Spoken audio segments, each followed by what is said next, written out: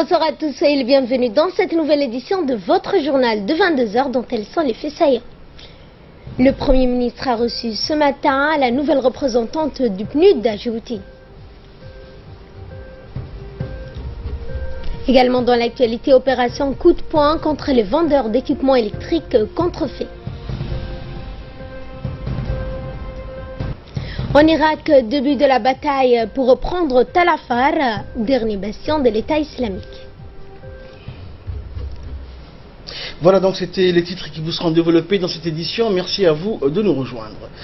Les attaques survenues en Espagne, condamnées par le chef de l'État, le président de la République, Ismaël Omar Guelleh, a adressé donc hier un message de solidarité et de compassion au roi Felipe VI d'Espagne, dont le pays a été le théâtre d'une double attaque terroriste. Dans son message, le président de la République a condamné avec force la violence abjecte, terroriste et criminelle dirigée contre l'Espagne, qualifiant les auteurs de cette tragédie, d'agents à la solde de tristes projets. Le peuple et le gouvernement de Djibouti se joignent à moi pour manifester leur soutien et sympathie à la nation amie espagnole dans cette difficile épreuve, a écrit le président Guelleh.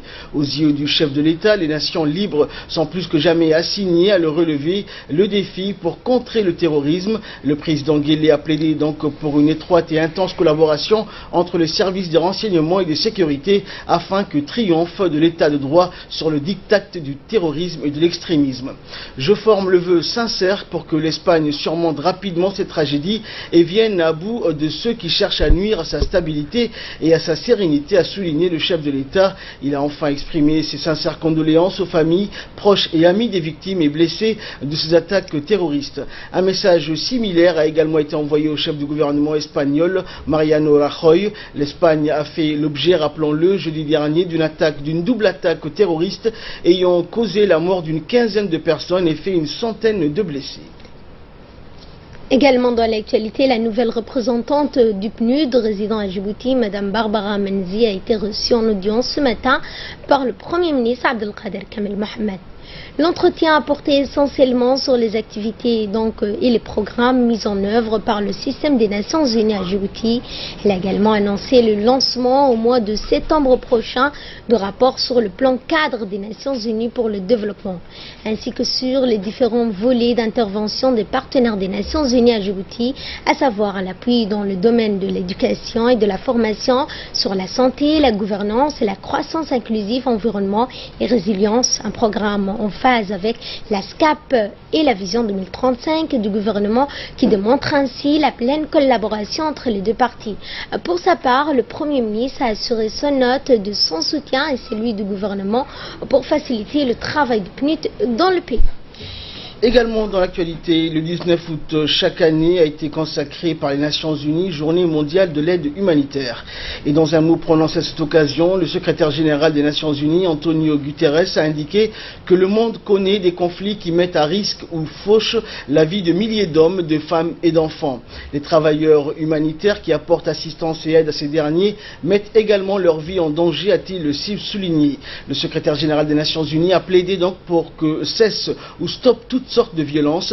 Il faut respecter la vie humaine, protéger les civils et les travailleurs humanitaires qui ne doivent pas être la cible des actions militaires. Cette journée rend hommage à la volonté et à la détermination de tous ceux et celles qui contribuent chaque jour à sauver des vies dans les zones de conflit où les dangers sont permanents. Dans son plaidoyer, le secrétaire général des Nations Unies a demandé aux dirigeants du monde entier de protéger les civils dans les zones de conflit. Chacun d'entre eux a le devoir, sinon le pouvoir, de faire un geste, une action, une influence pour sauvegarder la dignité humaine. Et retour à Djibouti, une forte délégation ministérielle composée des ministres du Transport, Mohamed Abdelkader Moussa, du ministre de la Défense, Ali Hassan Bahdon, et du ministre de l'Environnement, Moussa Mohamed, s'est rendue hier dans la région de Dikei. Cette délégation a tenu une réunion de concertation avec les autorités administratives et coutumières de la région. À son arrivée à Dikei, la délégation ministérielle a été reçue et accueillie par le préfet de la ville de l'unité, Mohamed Cheko, par le président par intérim du conseil régional, Ebo Mohamed, et par le chef de corps des forces armées prépositionné donc à Dikei, le colonel Idriss Amar Eliye. Lors de la réunion, les discussions ont essentiellement porté sur la cohésion sociale dans le cadre du dialogue permanent poursuivi entre le gouvernement exécutif et les autorités régionales. Autre nouvelle du pays, opération d'élimination de matériel électrique contrefait. Le ministère de l'Énergie, chargé des ressources naturelles, en étroite collaboration avec les services de douane, de la gendarmerie nationale et des agents de l'EDD, ont mené une opération coup de poing contre les importateurs d'équipements électriques de mauvaise qualité ou contrefaits. Qu'il s'agisse de disjoncteurs, de fils ou câbles électriques, d'ampoules, la plupart des quincailleries regorgent de ces matériels à bas prix mais de mauvaise qualité. Ces équipements peuvent causer d'importants dégâts allant jusqu'à provoquer des incendies dans les demeures en bois. Et pour sa part, le ministre de l'Énergie a plaidé pour interdire l'introduction et la vente dans le pays de matériel électrique contrefait ou de mauvaise qualité et qui ne respectent pas les normes de sécurité.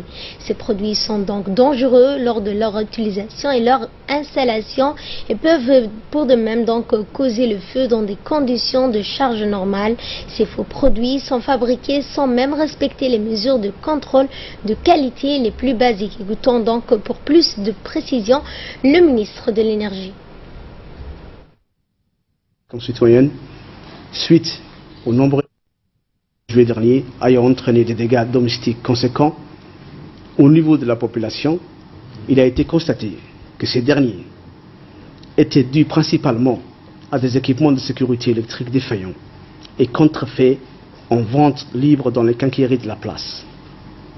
À cet effet, le ministère de l'Énergie chargé des ressources naturelles, en collaboration avec la douane du ministère du Budget et la gendarmerie nationale, ont entrepris hier samedi 19 août 2017 une opération de ratissage des équipements électriques de contrefaçon disponibles et en vente libre dans les différents quincailleries de la place. Une quantité importante d'équipements électriques de contrefaçon composés de DPN, disjoncteurs différentiels et autres équipements électriques de contrefaçon ne répondant pas aux normes internationales de sécurité ont été saisis et sera bien sûr détruite. Le ministère de l'Énergie met en garde les importateurs, distributeurs ainsi que les entreprises de construction contre l'utilisation des équipements de sécurité électriques contrefaits et qui ne sont pas aux normes internationales. Tout constat de contravention à ces mesures entraînera une saisie immédiate de ces équipements au niveau des importateurs et des distributeurs aussi. Et les contrevenants seront poursuivis en justice. Le matériel saisi par la suite sera détruit immédiatement. Ainsi, et en conséquence, j'exhorte mes concitoyens à éviter les dits matériels et les encourage à adopter une attitude responsable face à l'usage des matériels à risque pour leur vie et leurs biens. Une séance de réflexion entre les gardes-côtes djiboutiens et la coopération japonaise, la JICA, a eu lieu ce matin au Sheraton Hotel de Djibouti. Cette séance a été présidée par le commandant des gardes-côtes djiboutiens, le colonel Waïs Omar Bororé, et le représentant de la JICA à Djibouti, Sassadati. Ce dernier visait donc à mettre en place un plan d'atelier commun sur le cadre de renforcement des capacités de la chambre de la garde-côte djiboutienne. Pour cela, la garde-côte a eu l'occasion de présenter les différentes manière donc de sécurité maritime, l'amélioration de l'organisation et la gestion des ressources humaines, le renforcement des capacités des personnels chargés de la planification des moments de bateaux, patrouille, entretien, réparation, maintenance des bateaux. Récolte donc des informations et des renseignements au niveau des zones portuaires. Les différentes formations effectuées au Japon offrent toujours aux stagiaires une occasion d'acquérir de nouveaux modes de vie et de connaissances du domaine de la sécurité et de la sûreté maritime en s'imprégnant toutefois de l'expérience et de l'excellent travail qui caractérise le grand peuple du Japon. Et sous l'égide du secrétariat d'État à la jeunesse et au sport, la Fédération djiboutienne de cyclisme a clôturé hier au Stade Goulette une formation mécanique sur le montage et le remontage des vélos. Cette formation a été initiée par un bénévole français, Florent Ferrero. À travers cette formation, les jeunes bénéficiaires pourront désormais assurer les réparations en atelier, le travail de montage, poser les diagnostics et effectuer les entretiens périodiques des vélos. La formation s'est clôturée par une cérémonie de remise des attestations pour les stagiaires en présence du secrétaire général du secrétariat d'État à la jeunesse et au sport, Mohamed Ahmad, et du président de la Fédération djiboutienne de cyclisme, Hassan Samre, a rappelé que des jeunes cyclistes djiboutiens vont bientôt participer au prochain tour de Meles Zenawi en Éthiopie qui se tiendra le 27 août à Addis Abeba. Cette année, pour la première fois, on a participé au championnat d'Afrique et Djibouti a eu des résultats plus qu'honorables puisqu'on a eu un top 30 dans le contre-la-montre individuel avec Abdek Kéré-Osman et l'équipe de Djibouti au contre-la-montre par équipe a obtenu la 11e place sur 25 pays africains. Donc pour une première, moi j'estime que c'est pas trop mal. La semaine prochaine, on va participer au tour du Meles Zenawi en Éthiopie. Donc là, le niveau sera un peu plus relevé que le championnat d'Afrique parce qu'il y aura des coureurs qui vont participer au Tour de France. Santé, pour clore l'actualité nationale, dans le cadre des activités de routine, l'équipe mobile de l'hôpital régional d'Ali Sabié a effectué une mission médicale le 14 août dernier dans la localité d'Obley, se trouvant à mi-chemin entre le chef-lieu et le village de Assamo. L'objectif de la mission de l'équipe mobile qui est de fournir une prestation de soins de qualité et de santé de base aux populations rurales qui se retrouvent éloignées des postes de santé dans cette région. Équipée donc avec des instruments médicaux nécessaires, l'équipe médicale a déplacé un lot de médicaments en quantité suffisante et pour cette mission, l'équipe mobile d'Ali Sabié, conduite par le docteur Mouna Ibrahim, est composée d'une sage-femme, d'un infirmier, d'un vaccinateur et d'une auxiliaire pharmacie pour fournir des soins de santé tels que les consultations et soins gratuits pour les adultes et enfants, consultation prénatale pour les femmes enceintes, dépistage de la malnutrition, distribution gratuite des médicaments, distribution des moustiquaires imprégnés d'insecticides.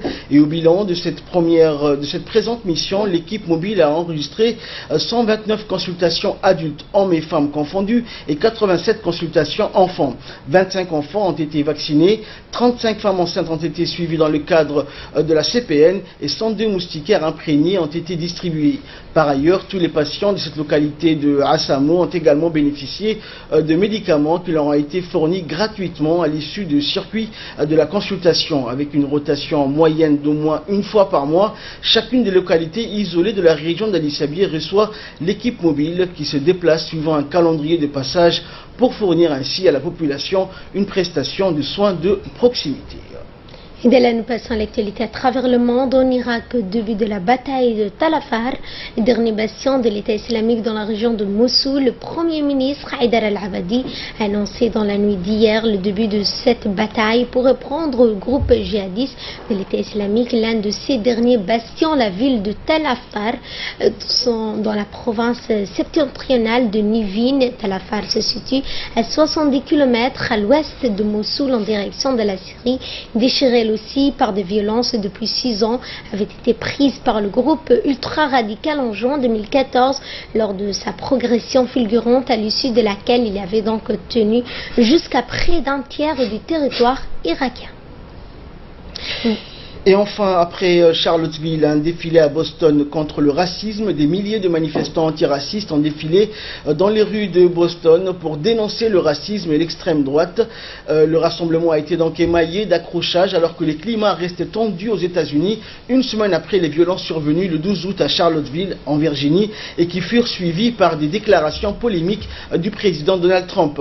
Pas de place pour la haine ou rentrez chez vous nazis, pouvait-on lire sur des panneaux brandis dans le cortège composé d'environ 40 000 manifestants selon le chef de la police de Boston. Les participants avaient répondu à un appel à la mobilisation dans ce bastion progressiste du nord-est du pays contre un rassemblement convoqué en défense de la liberté d'expression, une expression devenue symbole de discours anti-politiquement correct au rélan parfois suprémaciste. Et enfin, cette manifestation contre le racisme à Boston est un de nombreux rassemblements prévus durant le week-end dans tout le pays. Et samedi soir, plusieurs milliers de personnes ont ainsi été dénombrés à Dallas, au Texas. Et c'est ainsi que prend fin cette édition. Merci à vous de nous avoir suivis. Restez avec nous, le programme continue sur Télé Djibouti.